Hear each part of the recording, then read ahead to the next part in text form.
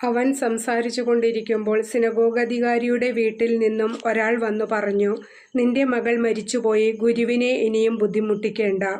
യേശു ഇത് കേട്ടു പറഞ്ഞു, ഭയപ്പെടേണ്ട, വിശ്വസിക്കുക മാത്രം ചെയ്യുക, അവൾ സുഖം പ്രാപിക്കും. അവൻ വീട്ടിലെത്തിയപ്പോൾ തന്നോടുകൂടെ അകത്ത് പ്രവേശിക്കാൻ പത്രോസിനെയും യോഹന്നാനെയും യാക്കോബിനെയും പെൺകുട്ടിയുടെ പിതാവിനെയും മാതാവിനെയും അല്ലാതെ മറ്റാരെയും അനുവദിച്ചില്ല. എല്ലാവരും കരയുകയും അവളെക്കുറിച്ച് വിലപിക്കുകയും ചെയ്തുകൊണ്ടിരുന്നു. അവൻ പറഞ്ഞു, കരയേണ്ട, അവൾ മരിച്ചിട്ടില്ല, ഉറങ്ങുകയാണ്.